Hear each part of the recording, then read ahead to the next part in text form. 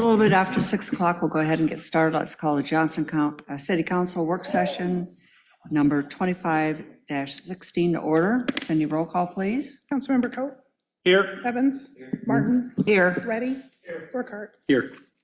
We have one item on the agenda this evening, and that is report on the urban coyote management plan. Jeff? Thank you. For some time now, probably for the last 6 months, Parks and the police department staff have been working together along with the communications to figure out a way to address our coyote population here in Johnston. I have run this by the Quality of Life Committee and the Park Board as well.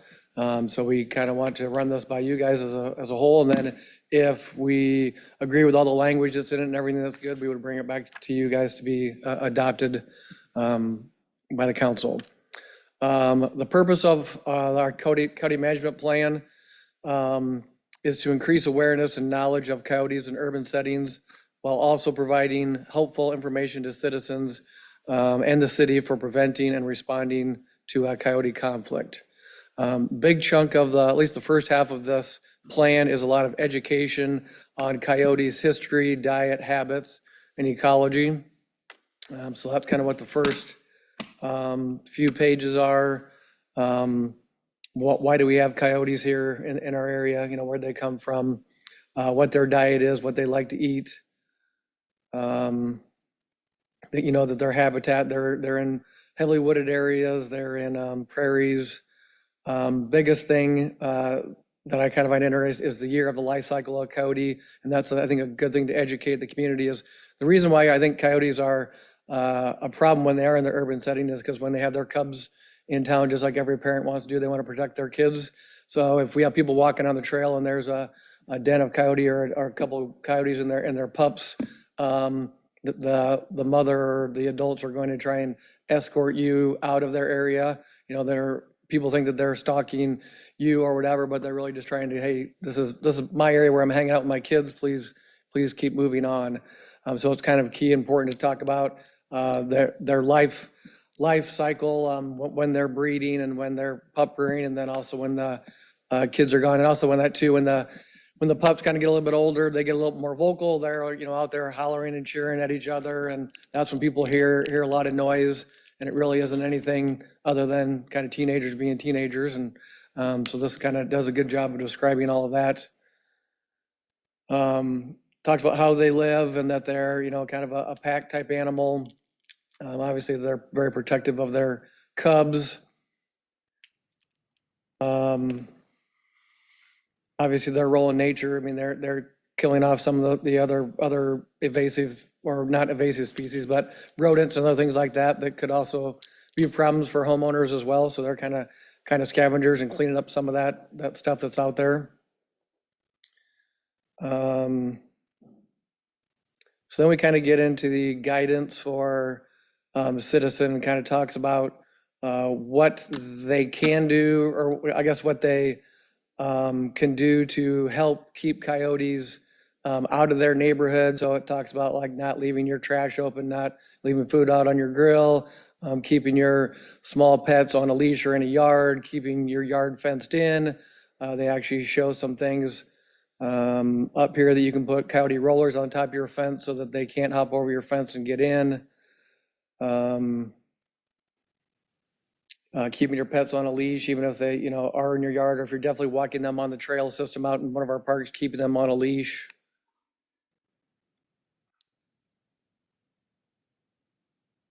Just keeping them out of your yard. Also keeping them wild. I mean, anytime you feed something, they're always going to think, hey, there's a food source here, I'm going to come back all the time, which is why a lot of people have deer and geese in their yards, and some people may like that, but a lot of people don't, and we definitely don't want the coyotes hanging out like pets in your neighborhood.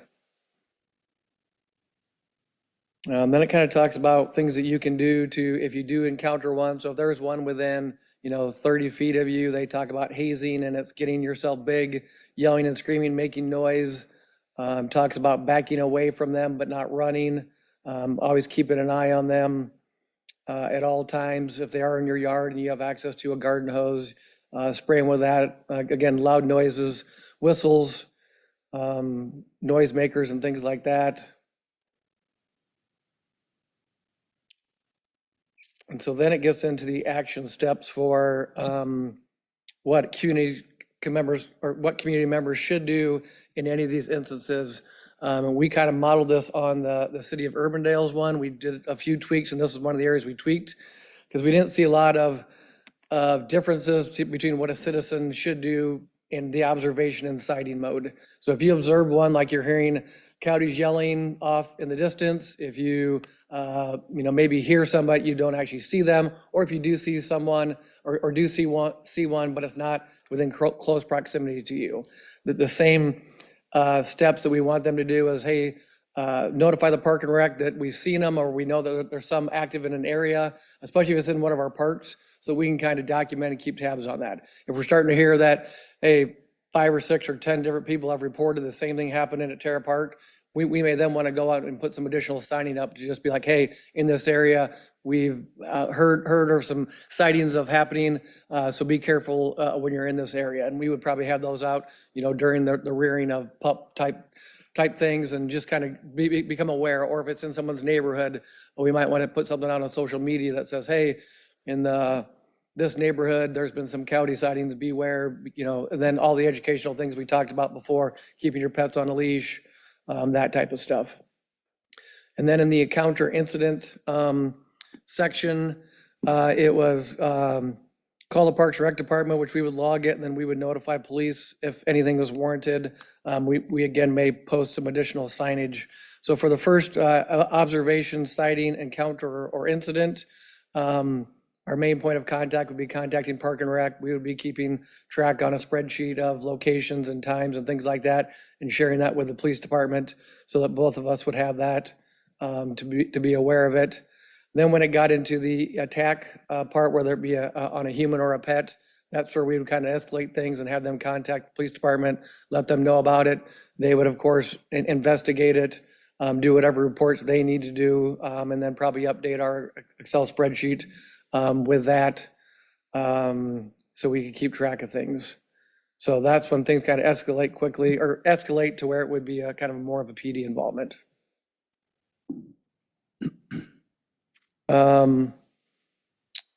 Then it kind of, at the end, it kind of talks about, a lot of residents are going to say, hey, we want you to get rid of the coyote because it did something. That may or may not always be a good thing, and this is a good kind of section on here about direct removal. If you get rid of an okay coyote, you could have some bad ones moving in that you may not want to come in there. I guess we're going to leave that up to what the police report finds out. If it needs to be, we would probably contact the DNR at this point to get their feedback and input on it as well. So there is a kind of an edge case be about here. Yes, we may get rid of one, but that doesn't mean that 2 or 3 might not come back in their place. So it may not always be the best option.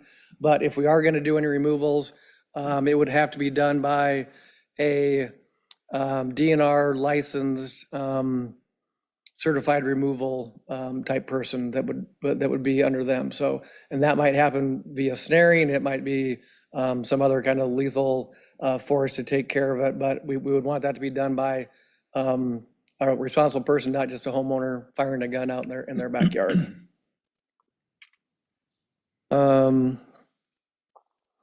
We would then, with part of our monitoring, we would give quarterly updates on what we're kind of finding, what we're seeing out there, so we can kind of have some tracking history to be like, this quarter is obviously getting more because we're in the cub rearing season versus when they're kind of quiet more in the fall and the winter months. But we could provide that information. We would also then share that with the DNR and some other neighboring communities so that they're aware of all of our finding as well. If we are finding things like on the borders between us and Urbandale, we would probably reach out to them to see what they're getting for information so that we could have a better understanding of what's going on, not just in Johnston, but around in other communities.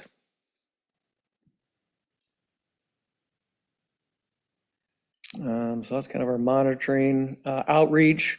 We would probably like to, in December, start kicking out information that, hey, we're getting into the coyote season. So our normal information that we kind of have in this brochure here would go out to people we would probably work with the DNR to put on a educational class, either at the library at Crown Point, to give people information about what our plan is, what the DNR's plan is, just kind of everybody's up on the same page.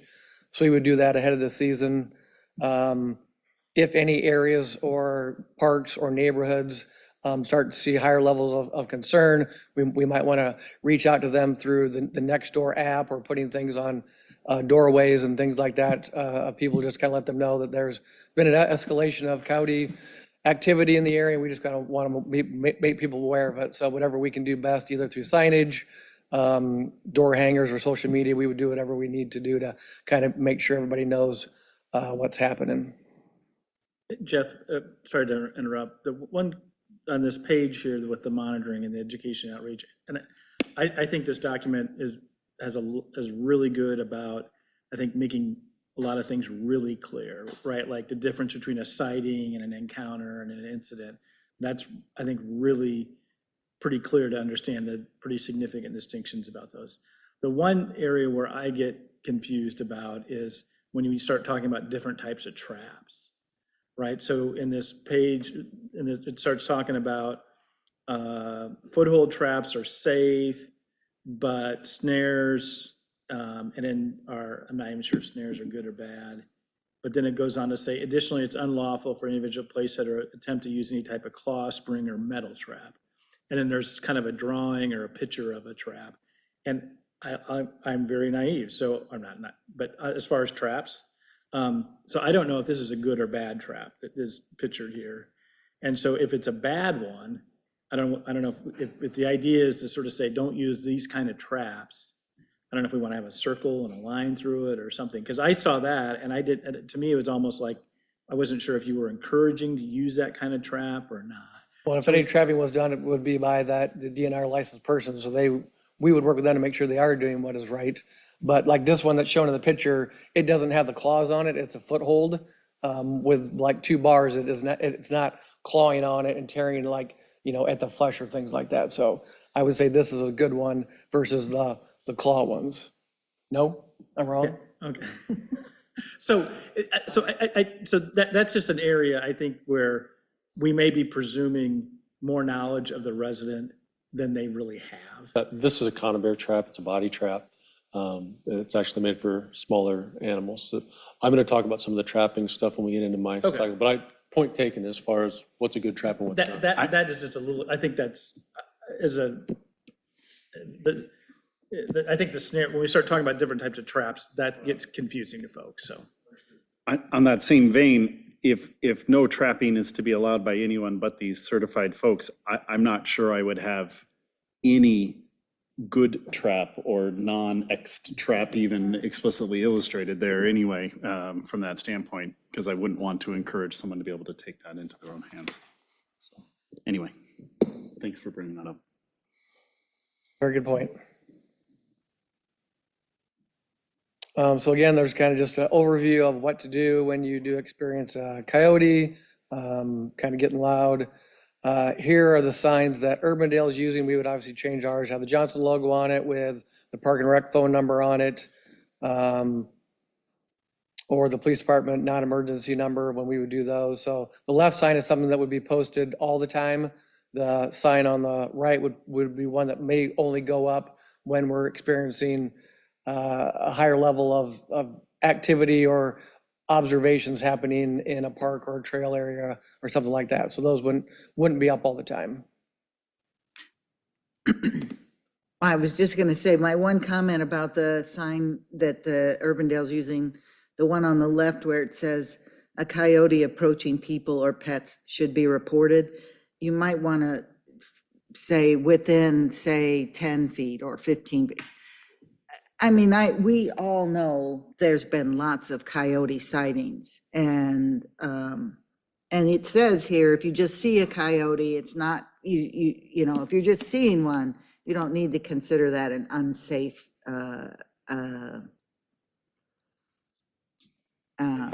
encounter. That's the word couldn't figure out. So that's my only comment. But I think in the document, it talks about 30 feet, so we'll just be consistent with that messaging on. Yeah, whatever it is, just because people will be like, oh, it says I should call, even though it said earlier, it's okay. Like, But I would also say probably in the heat of the moment, 30 feet probably is gonna seem like 5 feet. So it's kind of like, our bike trail thing where someone's flying past me at 30 miles an hour when they're probably only going 18 miles an hour or whatever. So it's all a matter of perception in the heat of the moment. Well, if they're moving towards you, if they're moving away from you is also kind of a major cause of being not very able to predict how far away they actually are, right? Yeah. So, And two, I mean, if people are going to call us and we're going to keep track of it, I guess more information is better than not, to find out that, people are walking on Terra Park and we've had 5 people notice or whatever, but don't let us know. And then all of a sudden, something else happens that it would have been nice to know about. There are 2 references. One says 30 yards and another says 30 feet at different places. And so if they are to be the same, let's make sure they're the same. They may not necessarily need to be the same distance. One is under encounter, and then one is further down, like as deterrence, hazing, I think, or something along those lines. Okay.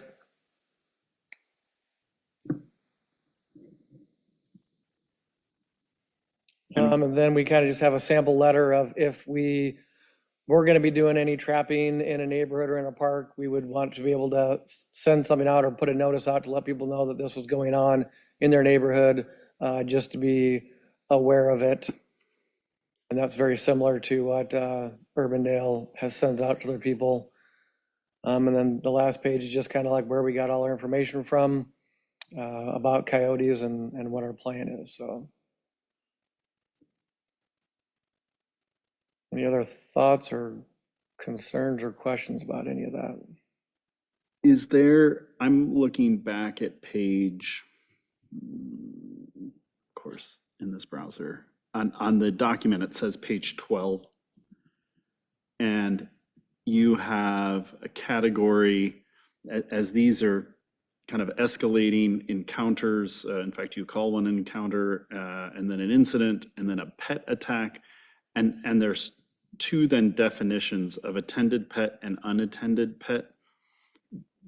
But I don't know why attended pet and unattended pet get the same call out that pet attack does. Are we reporting somewhere? Are we somehow recording if it was an unattended pet or an attended pet? Is that why? Does that make sense? Yep. Okay. I mean, I think it would be worth noting if you're doing intake on data collection and everything else to know if it was attended or unattended. So if that's where you need to put it, it just kind of seems a little unique that's why it's kind of defined in that same category as those escalating. And we can look at the organization of that. With a lot of times, well, not a lot of times, some of the incidents that we've had with pets related to the coyote is what we can absolutely confirm after an attack versus what we believe may have happened after attack. So that's the intention behind it, is we've had disappearances of small pets that are assumed to have been taken off by a coyote versus an actual attended attack with an owner. In our minds, there is a little bit of a difference in the hunter-prey species of going after an unattended pet versus one that would be attended with an owner there right alongside. There's probably a different level of aggression, and not going to potentially look at, I guess a hypothetical would be if it's an unattended, that might be an appropriate setting to have that private property owner or the public, the Parks Department, if it's in the public, to work with a nuisance wildlife control officer. Whereas if we've got an attended attack on a pet, then that's probably something that we're going to try to target and figure out that coyote specifically. So it's probably more of a data point and an investigative point, but we can look and see if it creates confusion there as far as that goes. Well, and I think even if you just move those definitions down under that city response, knowing that intake is going to be there or something like that. So the only other thing I would kind of suggest in that same section is that the verbiage, the police department will log the call, to me is a little bit passive. And Chief, obviously defer to your good judgment here, but to me, it almost sort of seems like, okay, you can call us and we'll note it. And so just be thinking about the verbiage there of, I mean, especially if this is a document that becomes somewhat of a public document, you know. Well, you use the term that, if you look at that page, encounter, police department will log the call, police department will log the call. It's almost like, obviously, I mean, in your procedure, you log the call. We get that, right? But it's, obviously, if, you know, if it sort of is like, if it's an encounter, we'll log the call. If your dog gets killed right in front of you, we log the call. You know, just. Then step 2 is we're going to report an incident. Maybe we just get rid of that first one. And Yeah, right. We're obviously, Right. but by recording the incident, we are logging the call. And obviously, I get that to a certain extent, I mean, you're required by law to kind of treat everything the same, right? And so you're probably trying to do that a little bit, but just. You're on. Speak up there, and the rest of the world doesn't speak cop, so I got you. Yep.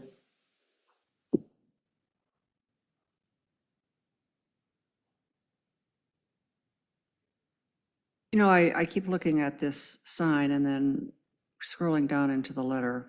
You know, we have a lot of language in there that talks about what to do with your pets if you encounter a coyote, but we really don't include any language that talks about what if you encounter a coyote. I mean, I think some of the tips that you have up above, overview of what you can do when you encounter a coyote, I think that's good information for people to know.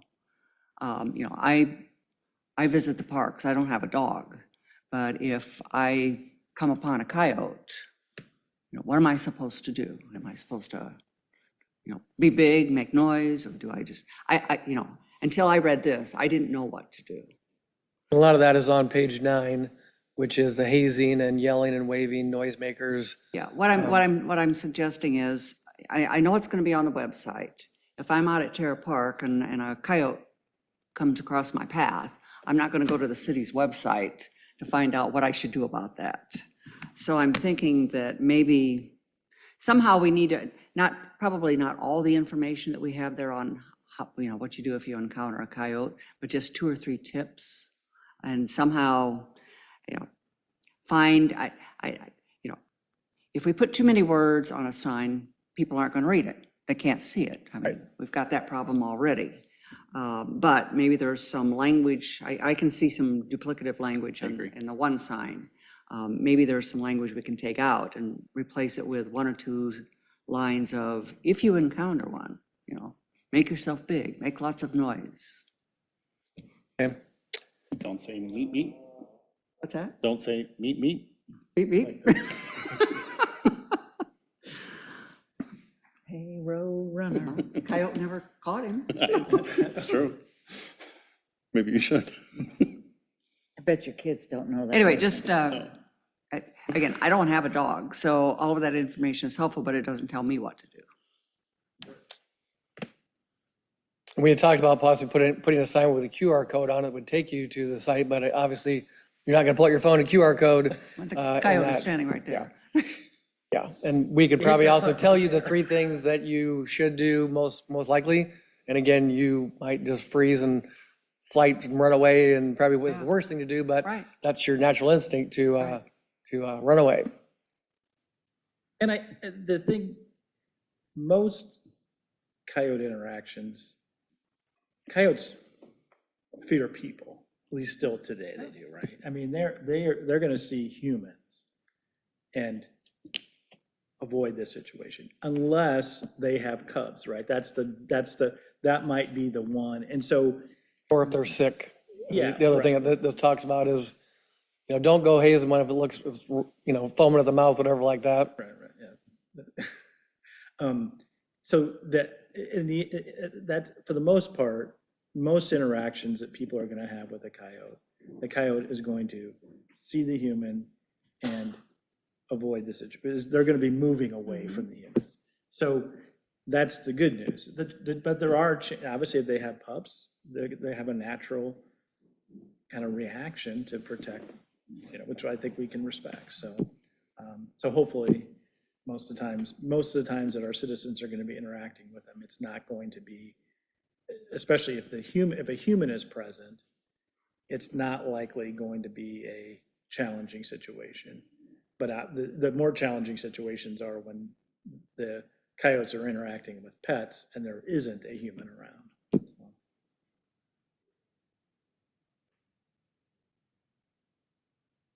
And on like page 9, there is a Be Smart, which kind of talks about the things that you could do that maybe we have that sign below the other one as well. That's kind of the, here's what to do, but then also here's who to call and that type of stuff. So, or we can merge them into one. We'll be working with Iowa Prison Industries to figure out what's the best sign that we can create and get posted. I'm thinking using some of these when the boyfriends start to come around the house. You should post those. Get big, wave your arms.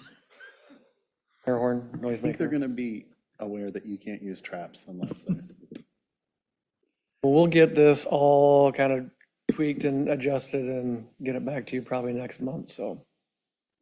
Chief has some ordinance Good language. job, Do thank any you. of the rest of you worry that as soon as coyotes learn to read, they're gonna know our plan? Appreciate the feedback. We've had a lot of eyes on this and a lot of different versions of it. It's always helpful to look at it with fresh eyes. So I guess looking at the police department's role in this and obviously overstating the obvious, but a coyote in a public green space, in a wooded area, in a place near a water source is in Johnston also going to be very close to residential properties, commercial properties. I mean, that's one of the things that makes our community very special is all the green space that we have. It also creates opportunity for conflict with nature, and sometimes that means deer that we hit when we're driving down the road. Sometimes it's going to mean a coyote is potentially escorting someone along a public trail. So in trying to piece all these things together, obviously we've got kind of the public education version that serves all. And Jeff spent a lot of time talking about the public parks and the trail system kind of pieces to that. And once we get to the point where there's an escalation in an animal's behavior that the police department needs to get involved in a potential attack of some kind, then we will work hard with our representatives of the DNR to work collaboratively with them along with communications and parks department and all those things to try to get that messaging out. But there's a whole nother layer to this of the private property owner and what is their rights and responsibilities.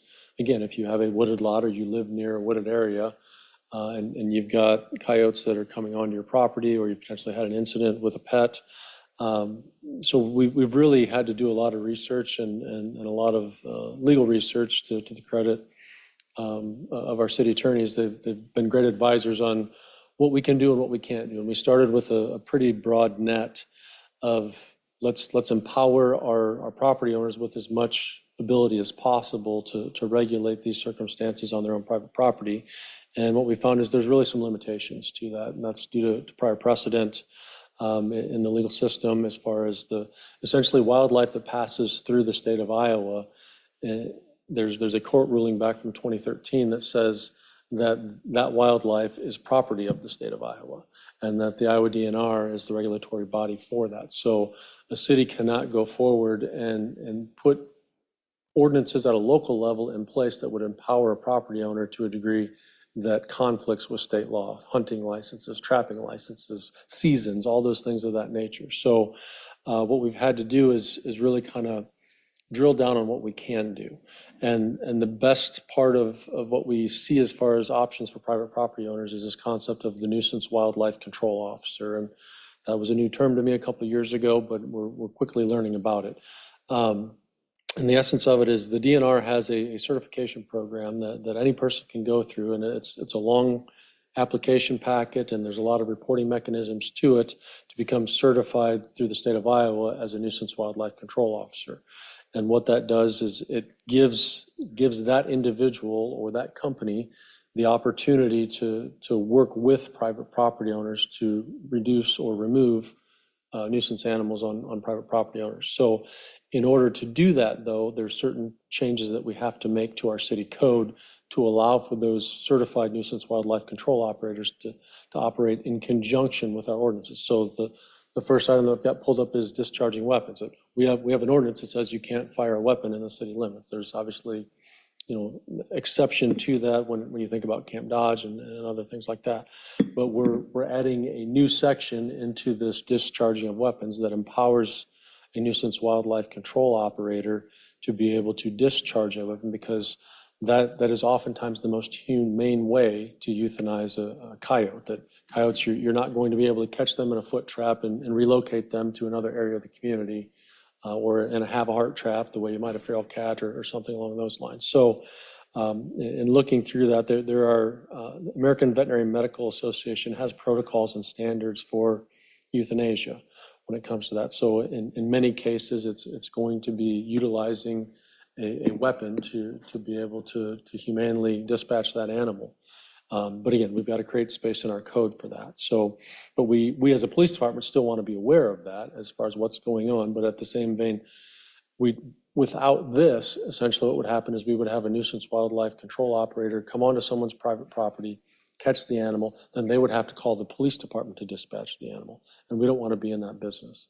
So this gives the empowerment through our code of the nuisance wildlife control operator to do what they're trained to do what they're certified to do it with a private property owner, and just make notice that we're aware of that without having to directly involve staff time, patrol officers, and those sorts of things. So, and then they have an obligation once they've done that they have to immediately report that through a form to the Iowa DNR as part of their certification process to maintain that. So that's essentially what that first section is that it has to be, we're stating that we're creating this exception, but in doing so, we're doing it in a humane way through a certifying body of an extension of that body to be able to dispatch the animal the most efficient manner possible. So any questions on that one? Chief, real quickly, do you anticipate that they would, let's say they set the trap on private property, the property owner comes back, or the property owner calls them back and says, there's an animal in my trap or something along those lines. Before they take care of that animal, they will call and leave a message or something. That notification process, as it's written here with the police department, is a voicemail or something along those lines. I mean, I don't know how you have Yeah, that. so I guess kind of broadly speaking, as far as how we're trying to organize this in with the police, obviously police officers are working 24 hours a day, 7 days a week. So there's the ability to have some level of communication. However, we have a community service officer that leads, it's a civilian position that leads our animal control effort. So that will be the primary liaison. So what I would suspect would happen in most instances is they're going to call the 24-hour non-emergency dispatch number. Our officers, typically dispatch would make our officers aware that this is going to happen, in the same way that if we have a car deer collision, that we're going to let our dispatch center know before we put down a deer that's been injured in the road or wherever. So it's that immediate notification, so our officers know what's going on, and then there's going to be that administrative follow-up through our community service officer as far as the greater details and whatnot of that. So it's not that different than what we normally do right now, so we're trying to maintain that practice as much as possible. And you touched on exactly where I was going with this, is I do think that unless there is that immediate awareness that there could be a firearm discharge within the city limits, that delay could cause a lot of anxiety amongst neighbors or something like that who didn't know what was going on there. So I appreciate that. Speaking of your community service officer, do you anticipate that they will actually go through this nuisance wildlife control operator training? Do you anticipate anyone from parks would do so? Be my intent, no. Okay. It's a 90-some page packet, and there's quite a bit to the certification process of it that we're trying to facilitate an individual property owner to have a resource. But the moment that we have that credential, now why aren't we that resource at a time when I don't really have any resources to spare, to be frank? So. Chief, just as a follow-up to Councilmember Burkhart's question, because I had that same question of wondering, kind of as I read that first page there, the 4109, and it talks about prior notice must be given to the police department. And then if you look then if you go to the third page where it has the 5527 urban coyotes, in D, it does talk about, it says the person shall first call 911 dispatch and notify them of the need to discharge a firearm.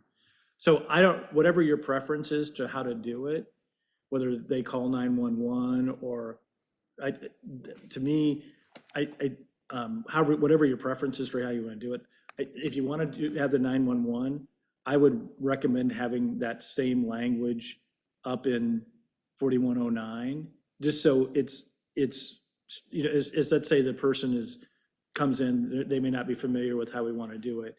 They don't have to guess of the proper process of providing that notice. Yeah, I think the intention, we can look at that further. The intention in section D is not necessarily based solely on a nuisance wildlife control operative. I mean, the harsh reality is if you're actively observing a coyote, attacking your pet and you have a firearm, there may be someone who chooses to intervene in that moment. And that's where the 911 is probably most appropriate. But we can look at trying to marry that, yes. And I appreciate you clarifying it, that's a good point, that in essence, what you're talking about there under 5527 is more of the a resident situation dealing with a coyote who's attacking it's being aggressive on their property in a way. That's what you're referring to there. Right. So you're not talking about a nuisance control operator situation. Is that, am I understanding? And that's, yeah, I'll go back and look at that because we don't make reference, and this is kind of semantics that I assume, but in the other sections where we have NWCO as that nuisance wildlife control operator abbreviation versus where below we're just saying a person in general. So, but there's probably greater clarification that can be added there. And then I just had one other question on the trapping, the 41.14, where it talks about any trapping by a business licensed by the state's Department of Natural Resources. So would that be trapping done by somebody who might not be one of those nuisance wildlife control operators? The intention is it's the nuisance wildlife control operator. So what I would suggest maybe doing is just adding a reference to that nuisance wildlife control operator there to number 4 under 4114, because it was just a little unclear to me if. Yeah, I've had the opportunity to speak with a handful, I can't even tell you anymore, of these nuisance wildlife control operators, and they're situated all over the state. That some are individuals that are trappers, some they do pest control in essence, and then they've gone beyond this into this nuisance wildlife realm. So the thought process was a broad expanse of a business license, but I can see where that creates confusion too. And that's, yeah, I guess as far as the trapping piece, again, what we're trying to do is, again, there are so many regulations when it comes to trapping versus hunting of coyotes specifically. There's still a trapping season, but there's a hunting season that's all year round. And so there's a lot of different layers to this, and then the kinds of traps to be used. What I would, in my conversations with representation from the DNR, what most would encourage is to use the foothold trap as opposed to a snare, because if there's a nuisance wildlife control operator that's been hired on private property and someone's dog wanders through the timber and their foot gets caught in that trap, it's going to be one that they can go up and they can release the dog without injury. That's why there's no teeth on the trap. It's just a foothold that slaps together that will hold that animal in place. But then obviously that requires the dispatching of the animal if it's coyote. Versus if a snare, which is probably the most common way to catch a coyote for trappers, that typically has a lethal result to it, because as they pull, it just gets tighter and tighter and never relinquishes on the snare. So those are all elements, again, where we as the city and me as the police chief don't want to be telling hey, or as a city as a whole, we don't want to say you can use this trap but not this trap. We want to give them the ability to assess what they believe is the safest mechanism for all involved and the most humane way to be able to remove the animal from the area. And I really appreciate your work. I know you've done a lot of work on this, and your work with the DNR And I know the DNR, they have spent a lot of time on this. And they've worked Absolutely. with a lot of cities in the metro Yes. on, you know, helping them develop policy. And so I do want to just pass along appreciation for their work on this too, Yes, because I thank think you. they've given a lot of thought to it too. That's, Carrie's done a lot of work, and Jeff too, through Parks. Andy Kellner from DNR, he's kind of become the coyote expert, I think, and I don't know if that was ever his intent or not, Right, but right, right. he's our go-to, and has a lot of working knowledge, but there are others too that we've had the opportunity, and we have talked with other communities and had a meeting with several of them, trying to figure out how do we create some uniformity, because in the same way that crime doesn't know boundaries in a metropolitan area, coyotes don't either. So we want to be able to, you know, the coyote that wanders from Urbandale into Johnston and vice versa, we want to have some level of consistency. Do the both flock with, cameras work on the coyotes? as soon as they get a license plate, I'll be able to track them. So, but no, it's really, it's been an interesting challenge, and, you know, I think we're making headway. I'm sure there are things that we're going to have to come back and retool as time goes by. One of the areas, not to go too far down the rabbit hole, but one of the areas that we've also discussed is with our urban bow hunt, that there are some places in the country where they include harvesting coyotes as part of that urban bow hunt. And we looked at that and considered that, and I think that may be something to look at in the future as the coyote population continues to grow. But that's, rather than one city kind of stepping forward with that, it seems to really work under that umbrella of the DNR, and especially in our metropolitan area, for consistency's sake, on how do we do this the right way. I think what the DNR has done kind of as that interim step is those that are participating in the urban bow hunt, they are doing voluntary reporting of a coyote head count essentially in the area, so that they're able to monitor that. There's some fairly staggering statistics of the growth of the coyote population, not just in the state of Iowa, but all over the country. NAR has in a presentation that they give, that this is something that isn't going away, and it's probably the population will continue to grow. So it's a matter of how do we best manage it in the course of trying to make sure that we still have the freedom of movement in our green spaces in a safe way, but all the wildlife that we love and enjoy, and that is a special part of Johnston. We also don't want to over-regulate something to a point where we don't see that either. So I think we'll continue to learn and grow together and see where it goes. If I think that what you've outlined in the proposed statute is good, I would just, Jeff, when you go back and take a look at the plan and you're working with that language around trapping, it wasn't clear to me when I read that it was the property owner's responsibility to contact and contract with the DNR individual. So make sure that that's clear in there as well.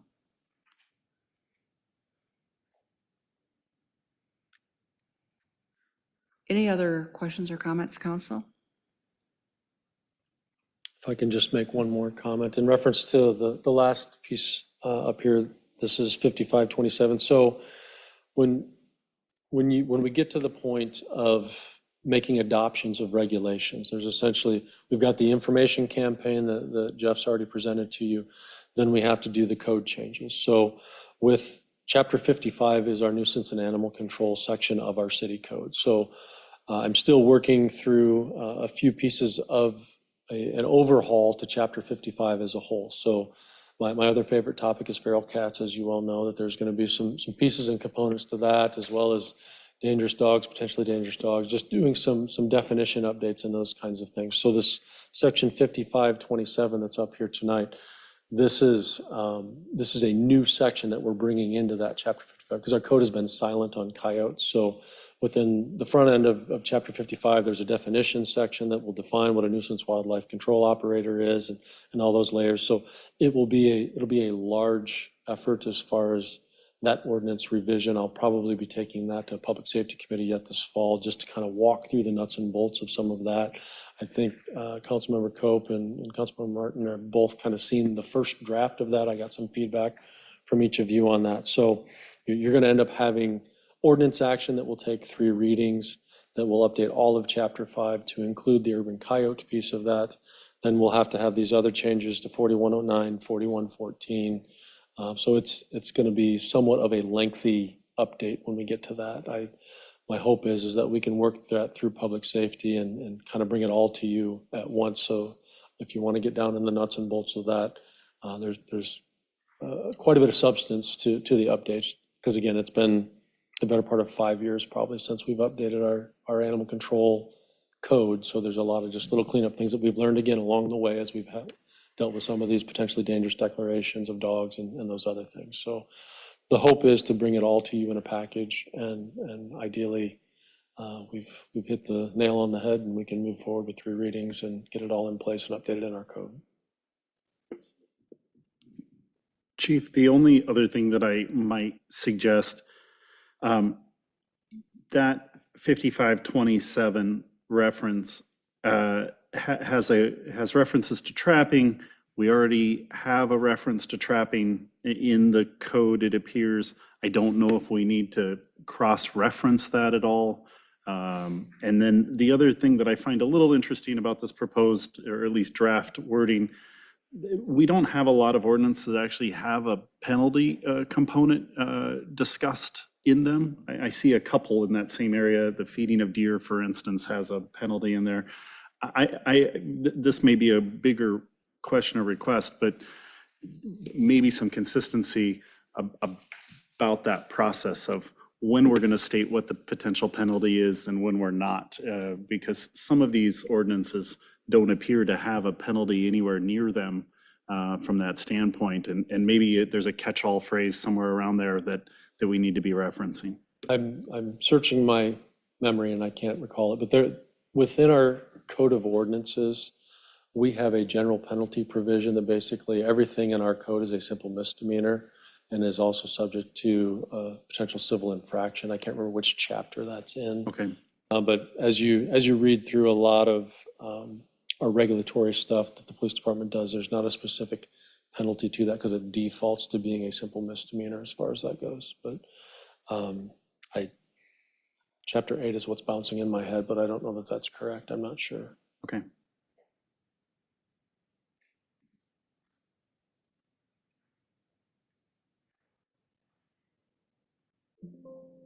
Other questions or comments, council?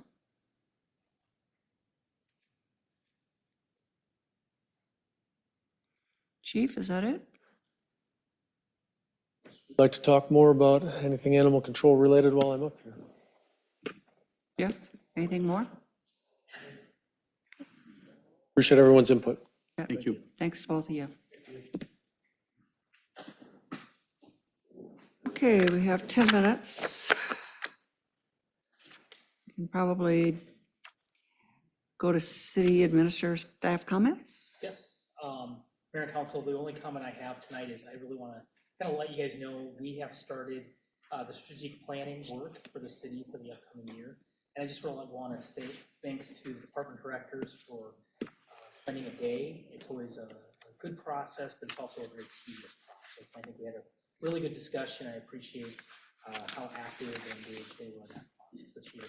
We're working, and hopefully here in the near future, we'll have dates set for kind of the next steps with council and staff, additional sessions we'll have leading into our 2027 fiscal year budget.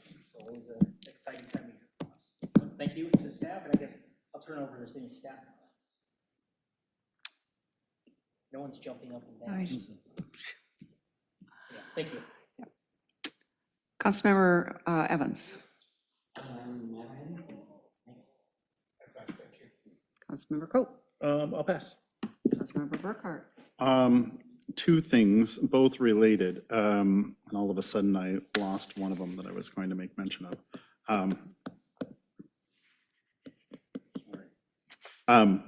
I guess the one that I would say is school is going and coming back into session. Please be aware of maybe some slowdowns in school buses and kids running out from those buses or to those buses, and all of those things. And I just wish everybody the happiest and most successful school year they possibly can have.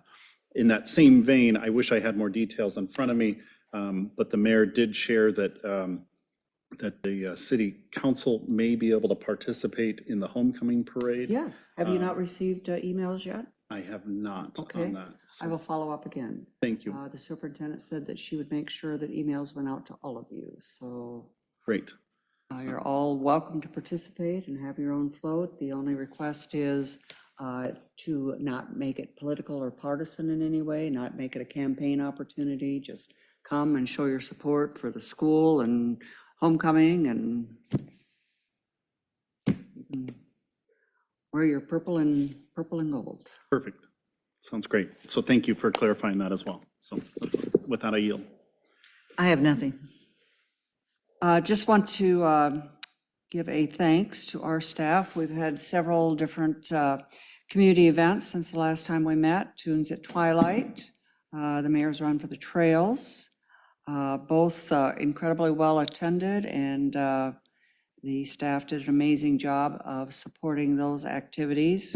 This past weekend, the Rip Roar Triathlon, Youth Triathlon, occurred at Terra Park, and they had about 300 participants in that. Again, and it's not a city event, but we have hosted that now, their championship triathlon now for 11 years, and that's as long as the triathlon series has been in existence. So they love that facility. They love what it has to offer in terms of the lake and the trail and the opportunity for the bikers to go up and down Pioneer Parkway. They couldn't have been more complimentary. So again, thanks for everybody's support in making sure that that was a success. Matt isn't here, but we had a meeting with the North Glen residents about a week and a half ago. Councilmember Martin attended that. Full room, a lot of interest, lots of questions, but I think everybody did a good job of responding to the concerns that were raised, and obviously there's more work to be done. There'll be another meeting before we actually go out for bid, no, it'll be before or after we go out for bid. Anyway, there'll be another meeting before next spring to bring the neighbors back together again and have some more conversation, but it was incredibly well done. Thanks to everyone who were involved in that. And then finally, speaking of schools, I did last Wednesday, Tuesday or Wednesday, join in the orientation that the school puts on for the new teachers and welcomed them to the community. They have hired 55 new teachers for the upcoming school year, and it's always fun to go talk to them because from my perspective, they look like they could be coming back to school rather than coming to teach. But it was also fun. There were 2 or 3 of them. I asked them if any of them had gone through the Johnston Public School system, and 2 or 3 of them did raise their hands and say that they had. So it was great that we were able to educate them so well. They went off and got their degrees, and now they're coming back to share their talents with our kids again. So anyway, that's what I have to share. Anything else for the good of the order? If not, Mayor, just in council, just a reminder, we have our 3rd summer concert series this Saturday. Not Quite Brothers is the band. We're expecting a great turnout and promised perfect weather. So has been so far. Bring your friends and family. Thanks, Josh. Anything else? If not, we'll adjourn the work session and come back in 5 minutes for the regular council meeting.